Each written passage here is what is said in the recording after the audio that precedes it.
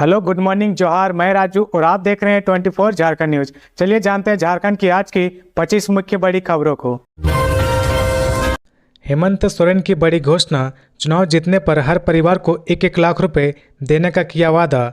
झारखंड के आंदोलनकारी शहीद निर्मल महतो के 37वां शहादत दिवस पर मुख्यमंत्री हेमंत सोरेन ने शहीद स्मारक स्थल पर श्रद्धांजलि अर्पित की। इस दौरान आयोजित सभा में मंच से मुख्यमंत्री ने बड़ा ऐलान किया है। उन्होंने कहा कि अगर चुनाव जीते तो झारखंड में हर परिवार को सरकार द्वारा 1-1 लाख रुपए देगी। इसे लेकर फॉर्मूला तैयार कर लिया गया है। उन्होंने कहा कि आंदोलनकारी शहीद निर्मल महतो को झारखंड कभी नहीं भुला सकता। श्रद्धांजलि अर्पित करने के बाद मुख्यमंत्री हेमंत सोरेन सभा स्थल पहुंचे और सभा को संबोधित किया। उन्होंने कहा कि झारखंड आंदोलनकारियों का प्रदेश है। आज उन्हीं की देन है कि झारखंड अलग राज्य बना है। यहाँ की जनता के लिए सरकार गंभीरतापूर्वक काम कर रही, जनता को लाभ देने और उन्हें सुविधा के लिए नई नई योजनाओं को उन तक पहुंचा जा रहा। इस दौरान हेमंत सोरेन ने अपनी सरकार की उपलब्धियां भी गिनाई। वहीं मंच से हेमंत सोरेन ने ऐलान किया कि चुनाव में जीतने के बाद उनकी सरकार बनेगी तो राज्य के हर परिवार को उनकी सरकार 1-1 लाख रुपए देगी। इसे लेकर फॉर्मूला तैयार कर लिया गया है। वहीं भाजपा पर सीधा निशाना साधते हुए कहा कि अभी अगर चुनाव हो जाए तो भाजपा पूरी तरह से साफ हो जाएगी। जनता अभी ने सबक सिखाने को तैयार है। 15 अगस्त के बाद बदलेगा प्रदेश कांग्रेस का चेहरा, कई नामों की चर्चा। प्रदेश कांग्रेस में बदलाव की सुगबुगाहट शुरू हो गई है। राजनीति के गलियारे में चर्चा है कि 15 अगस्त के बाद प्रदेश कांग्रेस का चेहरा बदल सकता है। गुरुवार को नई दिल्ली में पार्टी के राष्ट्रीय महासचिव केसी वेणुगोपाल ने प्रदेश के नेताओं से बैठक की और उनसे प्रदेश की राजनीतिक परिस्थितियों और बीते लोकसभा चुनाव में कांग्रेस के प्रदर्शन का फीडबैक लिया। पार्टी अब विधानसभा चुनाव को लेकर झारखंड में बन रहे राजनीतिक समीकरण और बदलाव से होने वाली सियासी फायदा नुकसान का आकलन कर प्रदेश नेतृत्व में बदलाव का निर्णय लेगी। झारखंड में प्रदेश कांग्रेस अध्यक्ष के पद के लिए आदिवासी नेताओं में कालीचरण मुंडा का नाम सबसे आगे चल रहा। उनके बाद दूसरे नंबर पर बंधु तिर्की और तीसरे नंबर पर सुखदेव भगत के नाम की चर्चा है। लोहरदगा से लोकसभा सांसद सुखदेव भगत पूर्व में भी प्रदेश कांग्रेस के अध्यक्ष रह चुके हैं। वहीं कांग्रेस के प्रदेश अध्यक्ष पद के लिए ओबीसी चेहरों के बीते वहीं कांग्रेस के प्रदेश अध्यक्ष पद के लिए ओबीसी चेहरों की बात करें तो पहले नंबर पर पोड़ैयाहाट से कांग्रेस विधायक प्रदीप यादव और स्वास्थ्य मंत्री बन्ना गुप्ता का नाम आ रहा। पार्टी इन सभी के नामों पर विचार कर रही है। झारखंड में विधानसभा चुनाव नजदीक आ पहुंचा है। बीते लोकसभा चुनाव में 5 सामान्य लोकसभा सीट कांग्रेस हार गई थी। झारखंड में कांग्रेस ने इंडिया ब्लॉक में रहकर 7 लोकसभा सीटों पर चुनाव लड़ा था, पर केवल खूंटी और लोहरदगा में ही पार्टी को जीत मिली थी। कांग्रेस आने वाले विधानसभा चुनाव में बेहतर प्रदर्शन करना चाहती है। पार्टी यह बखूबी जानती है कि राज्य में आदिवासी और ओबीसी की बढ़ती आबादी है। इनमें चुनाव के परिणाम को प्रभावित करने की क्षमता है। ऐसे में पार्टी इन्हीं में से आने वाले प्रभावी नेताओं को आगे कर विधानसभा चुनाव में अपनी नैया पार करना चाहती है। झारखंड के राज्यपाल संतोष गंगवार जल्द बनेंगे रांची के वोटर, विधानसभा चुनाव में कर सकेंगे मतदान। झारखंड के नवनियुक्त राज्यपाल संतोष गंगवार अब जल्द ही झारखंड में वोट डाल सकेंगे। दरअसल गुरुवार को झारखंड के मुख्य निर्वाचन पदाधिकारी के रवि कुमार की मौजूदगी में रांची विधानसभा क्षेत्र के निर्वाचक निबंधन पदाधिकारी उत्कर्ष कुमार ने राज्यपाल संतोष गंगवार से फॉर्म 8 भरवाया। प्रक्रिया पूरी हो जाने के बाद महामहिम रांची विधानसभा क्षेत्र के वोटर हो जाएंगे और आगामी विधानसभा में अपने मत का प्रयोग कर सकेंगे। बता दें कि झारखंड में विधानसभा चुनाव अक्टूबर-नवंबर में संभावित है। दरअसल किसी भी मतदाता के नाम को स्थानांतरित करवाने के लिए उसे फॉर्म 8 भरना होता है। राज्यपाल संतोष गंगवार फिलहाल उत्तर प्रदेश के मतदाता हैं, लेकिन प्रक्रिया पूरी हो जाने के बाद उनका नाम रांची के वोटर लिस्ट में जुड़ जाएगा। बता दें कि संतोष गंगवार को हाल ही में झारखंड का राज्यपाल नियुक्त किया गया है। वहीं झारखंड के पूर्व राज्यपाल सीपी राधाकृष्णन को महाराष्ट्र का राज्यपाल बनाया गया है। खबरों में आगे बढ़ने से पहले अगर अभी तक आपने इस चैनल को सब्सक्राइब नहीं किया तो प्लीज सब्सक्राइब कर ले, जिससे झारखंड की हर छोटी सी बड़ी खबर की अपडेट आप तक पहुंचता रहे। हेमंत सरकार के खिलाफ भाजपा महिला मोर्चा का आक्रोशपूर्ण प्रदर्शन, तोड़ा गया समाहरणालय गेट का ताला। भाजपा महिला मोर्चा ने महिला उत्पीड़न को लेकर हेमंत सोरेन की सरकार के खिलाफ मोर्चा खोल रखा है। इसी कड़ी में गुरुवार को गिरिडीह में प्रदर्शन हुआ। जिला महामंत्री उषा कुमारी के नेतृत्व में यह कार्यक्रम पपरवा टांड स्थित समाहरणालय के समकक्ष आयोजित हुआ। इस दौरान हेमंत सोरेन सरकार के खिलाफ जमकर नारेबाजी की। इस कार्यक्रम में बतौर मुख्य अतिथि मोर्चा की प्रदेश अध्यक्ष आरती सिंह शामिल हुई, जबकि कार्यक्रम में जीप अध्यक्ष मुनिया देवी के अलावा प्रदेश मंत्री रमा सिन्हा भी मौजूद रही।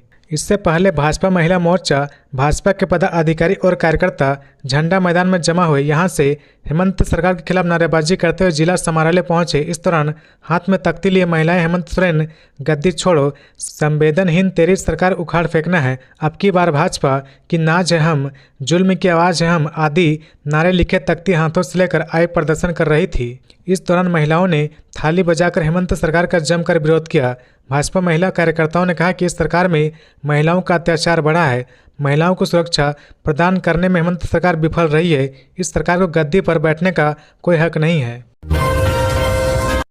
दीपिका पांडे सिंह ने कहा, राज्य के किसानों की समृद्धि के लिए काम कर रही सरकार, राज्य के किसानों को राहत देने के लिए हेमंत सरकार हर संभव प्रयास कर रही। उनके हित में ऋण माफी योजना की राशि 50,000 से बढ़ाकर 2 लाख रुपए तक कर दी गई है। गुरुवार को यह बातें राज्य के कृषि, पशुपालन तथा सहकारिता मंत्री दीपिका पांडे सिंह ने कही। वे कैबिनेट की बैठक में किसान हित से जुड़े 3 प्रस्तावों को पारित होने पर प्रतिक्रिया दे रही थी। उन्होंने कहा कि फसल सुरक्षा योजना में 30 करोड़ तथा बिरसा प्रधानमंत्री फसल बीमा योजना के लिए 50 लाख की राशि का बजट में प्रावधान किया गया है। इसके लिए 750 करोड़ रुपए का प्रस्ताव है। झारखंड कृषि ऋण माफी योजना राज्य सरकार की एक अत्यंत महत्वाकांक्षी किसान कल्याणकारी योजना है, जिसका संचालन वित्तीय वर्ष 2020-21 से वित्तीय वर्ष 2023-24 तक किया गया था। अब तक राज्य के कुल 4,73,567 कृषकों को कुल 1,900 करोड़ रुपए का कर्ज माफ किया गया है। इस योजना का लाभ राज्य के उन रैत गैर रैत को दिया जाता है जिन्होंने अल्प अवधि फसल ऋण के माध्यम से राज्य स्थित किसी भी बैंक से लोन लिया हो। दिनांक 31 मार्च 2020 तक के मानक फसल ऋण बकाये खातों में 50,000 तक की बकाया राशि इस योजना के तहत माफ की जाती रही है। बंगाल की तरह झारखंड में भी सीबीआई ईडी की डायरेक्ट एंट्री बंद। हेमंत सरकार ने नियम में किया बदलाव, सियासी पारा भी चढ़ा। अब झारखंड में सीबीआई ईडी जैसी केंद्रीय जांच एजेंसी राज्य सरकार की अनुमति की बिना सीधे कार्रवाई नहीं कर सकेगी। हेमंत सरकार ने झारखंड कार्यपालिका नियमावली 2000 में बड़ा बदलाव करते हुए यह प्रावधान किया है। बीते बुधवार को मुख्यमंत्री हेमंत सोरेन की मौजूदगी में हुई कैबिनेट की बैठक में इस प्रस्ताव पर मुहर लगाते हुए मंत्रिमंडल ने झारखंड के कार्य दायित्व के रूप में डीएसपी एक्ट की धारा 5 एवं 6 के मामलों को छोड़कर सभी केंद्रीय एजेंसी से संबंधित मामले सम्मिलित किए जाने को स्वीकृति दी गई है। झारखंड सरकार के द्वारा किए गए इस बदलाव के बाद सियासी बहस जारी हो गया। विपक्षी दल बीजेपी ने सरकार के इस फैसले का आलोचना करते हुए कहीं न कहीं वैसे अधिकारियों को केंद्रीय जांच एजेंसी से बचाने का आरोप लगाया जिन पर भ्रष्टाचार के गंभीर आरोप है। बीजेपी नेता प्रदीप सिन्हा ने हेमंत सरकार के इस फैसले की आलोचना करते हुए कहा कि यह निर्णय बंगाल सरकार की तरह है जिससे केंद्रीय एजेंसी के पांव में बेड़ी लगाने जैसा है। इधर बीजेपी के आरोप को खारिज करते हुए जेएमएम ने कहा कि सरकार का यह निर्णय स्वागत योग्य है क्योंकि जिस तरह से पिछले दिनों मनमाने ढंग से केंद्रीय एजेंसियों द्वारा कार्रवाई की जा रही है उससे साफ लगता है कि केंद्र के इशारे पर यह हो रहा है। जेएमएम प्रवक्ता मनोज पांडे ने कहा कि झारखंड एकलौता राज्य नहीं बल्कि इस तरह के निर्णय पूर्व में कुछ अन्य राज्यों ने भी लिए हैं। उन्होंने कहा कि मुख्यमंत्री हेमंत सोरेन को बेवजह जेल में रखना जिस पर न्यायालय ने भी टिप्पणी की है उससे साफ जाहिर होता है कि केंद्रीय एजेंसी कैसे काम करती है। ऐसे में इन पर अंकुश लगाना अच्छा निर्णय है।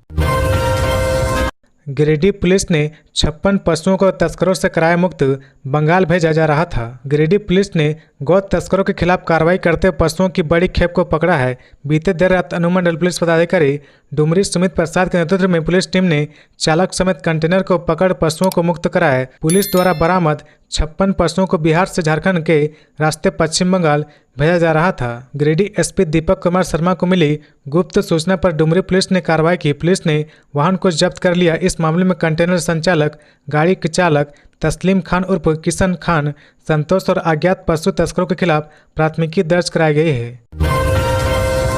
राज्य की तस्वीर और तकदीर बदलने का काम कर रहे जमशेदपुर में बोले सीएम हेमंत सोरेन। मुख्यमंत्री हेमंत सोरेन ने गुरुवार को अमरवीर शहीद निर्मल महतो के 37वें बलिदान दिवस पर उलियान जमशेदपुर स्थित उनके समाधि स्थल एवं यहां स्थापित उनकी प्रतिमा पर माल्यार्पण कर श्रद्धा अंजलि अर्पित की।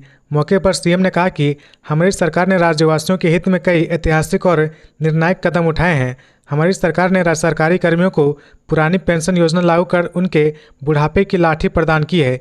वहीं बुढ़ापे में कोई पेंशन से वंचित न रहे, इसके लिए सर्वजन पेंशन योजना शुरू की गई है। ऐसे में अनेकों योजनाएं हैं जिसका सीधा फायदा इस राज्य के आदिवासी, दलित, गरीब, मजदूर, किसान, महिला और नौजवानों समेत हर वर्ग और तबके को हो रहा।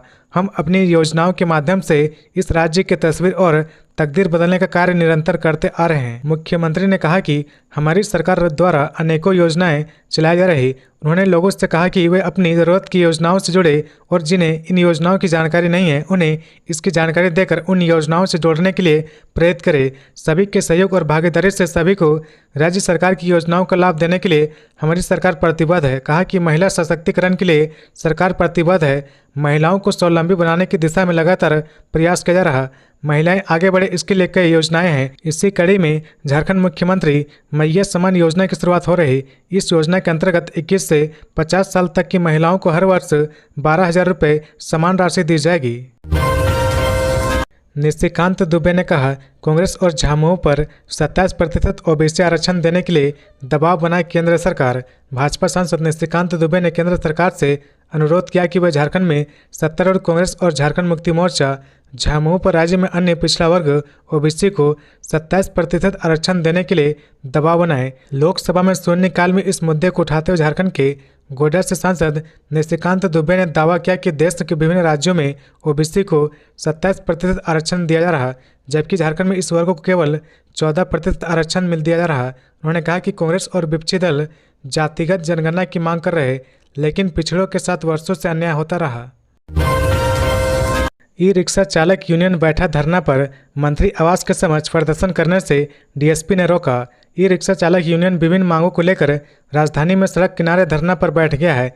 यूनियन पहले परिवहन मंत्री के आवास पर प्रदर्शन करना चाहता था, लेकिन डीएसपी द्वारा यूनियन को प्रदर्शन करने से रोक दिया गया। इसके बाद सड़क किनारे प्रदर्शन किया गया। यूनियन उत्तम यादव के नेतृत्व में आंदोलन कर रहा है। इस बाबत यादव ने कहा कि मंत्री के आवास के समक्ष प्रदर्शन का कार्यक्रम काफी दिनों पहले से तय था, लेकिन एन मौके पर ऐसा करने से रोक दिया गया। लेकिन तमाम बाधाओं के बावजूद यूनियन अपना आंदोलन जारी रखेगा। कहा, हम लोग पीछे नहीं हटेंगे। यूनियन के लोगों ने कहा कि ट्रैफिक एसपी के द्वारा राजधानी रांची में 200 से अधिक रिक्शा को जब्त कर लिया गया है। ट्रैफिक एसपी से इस विषय में पूछे जाने पर कहा गया कि जब्त ई रिक्शा अब कोर्ट के माध्यम से मुक्त कराया जा सकता है। राजधानी रांची में आज करीब 7,000 ई रिक्शा चल रहे, इससे हजारों परिवार चलते हैं। इसलिए सरकार और पुलिस को इस और नरम रवैया अपनाना चाहिए।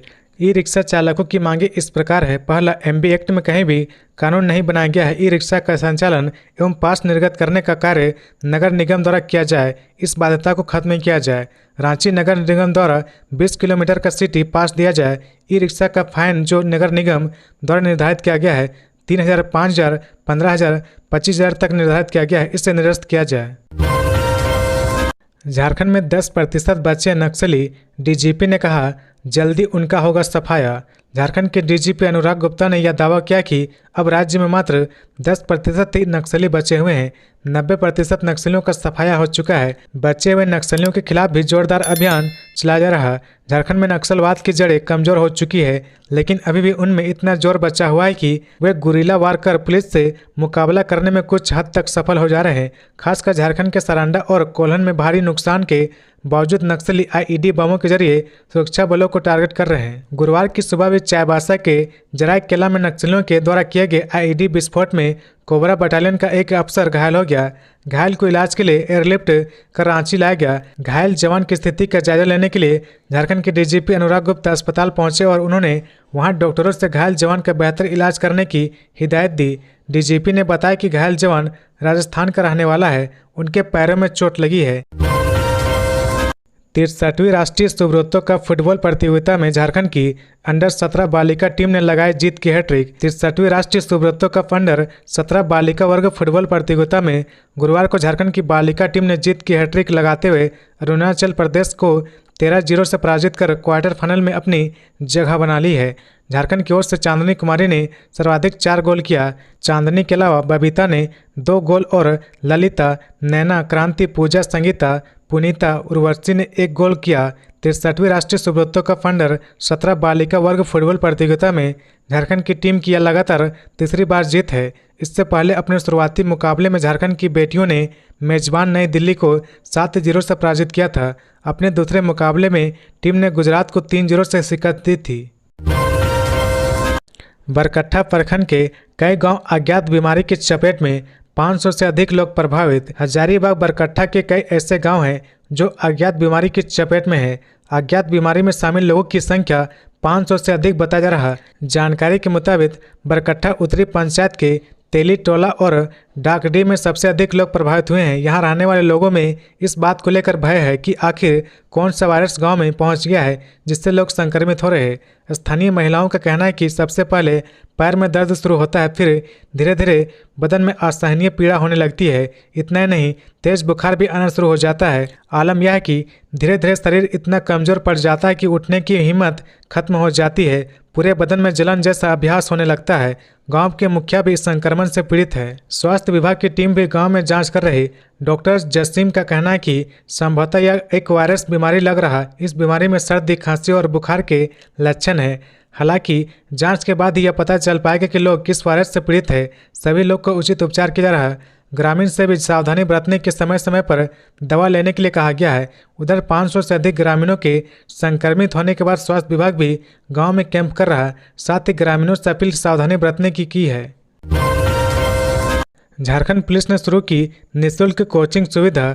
उग्रवाद प्रभावित इलाकों में गरीब बच्चे होंगे जागरूक। मनातू के उग्रवाद प्रभावित क्षेत्र के ग्रामीण इलाकों में प्रतियोगी परीक्षा की तैयारी के लिए निःशुल्क कोचिंग शुरुआत की गई है। झारखंड पुलिस ने इसकी शुरुआत पलामू जिले के मनातू प्रखंड से की है। सामुदायिक पुलिसिंग के बैनर तले झारखंड पुलिस उत्पाद सिपाही, झारखंड सचिवालय और SSC-GD जैसे प्रतियोगिता परीक्षा की निःशुल्क कोचिंग की दी जाएगी। बता दें कि यह सुविधा उग्रवाद प्रभावित इलाके में पढ़ने वाले गांव के गरीब बच्चों को दी जाएगी। इस पहल के माध्यम से ग्रामीण जनता एवं पुलिस के बीच तालमेल स्थापित कर ग्रामीण जनता एवं पुलिस के बीच बढ़ती दूरी को कम करने का प्रयास किया जा रहा है। इसके साथ ही लोगों को पुलिस के प्रति विश्वास बढ़ाने की दिशा में सकारात्मक कदम बढ़ाया जा रहा है। इस क्लास में उग्रवाद प्रभावित गांव नागद, केदल, कर्मा, मिटार, पदमा, रबदा, मनातू के बच्चे कक्षा में शामिल होकर लाभान्वित हो रहे हैं।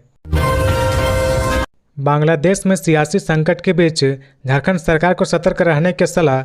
हाईकोर्ट ने IB से ताज़ा हालात बताने को कहा। बांग्लादेश में सियासी संकट के बीच झारखंड हाईकोर्ट ने राज्य सरकार को सतर्क रहने की सलाह दी है। इसी के साथ हाईकोर्ट ने इंटेलिजेंस ब्यूरो से बांग्लादेश की ताज़ा सूरत-ए-हाल पर रिपोर्ट मांगी है। दरअसल बांग्लादेश के संकट का झारखंड पर असर पड़ सकता है, इस बात की आशंका जाहिर की जा रही। बता दें कि राज्य में कथित बांग्लादेशी घुसपैठ को लेकर हाईकोर्ट में जनहित याचिका दायर की गई।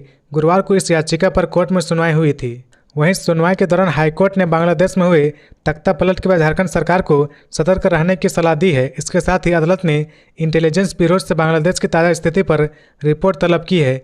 मामले की सुनवाई हाईकोर्ट के चीफ जस्टिस और जस्टिस सुजीत नारायण प्रसाद की बेंच में हुई। इस मामले की अगली सुनवाई के लिए 22 अगस्त की तिथि निर्धारित की गई है। IED ब्लास्ट में घायल जवान से मिलने DGP अनुराग गुप्ता और SSP चंदन सिन्हा पहुंचे। सारंडा में नक्सलियों के IED ब्लास्ट में घायल जवान जितेंद्र दानी से मिलने गुरुवार को DGP अनुराग गुप्ता और SSP चंदन कुमार सिन्हा राज अस्पताल रांची पहुंचे। दोनों अधिकारियों ने घायल जवान का हाल जाना और चिकित्सकों से बेहतर इलाज पर फोकस करने के लिए कहा। बता दें कि CRPF कोबरा 209 के SI जितेंद्र दानी आज सुबह पश्चिमी सिंहभूम जिले में नक्सल ऑपरेशन के क्रम में IED ब्लास्ट में घायल हो गए थे। जवान को चाईबासा से रांची लाया गया, राज हॉस्पिटल में भर्ती किया गया। उन्हें बाएं पैर के एड़ी में चोट लगने की खबर है। चिकित्सकों ने कहा कि फिलहाल वे खतरे से बाहर है। जितेंद्र दानी को देखने के लिए रांची जोन के IG अखिलेश झा भी अस्पताल पहुंचे थे।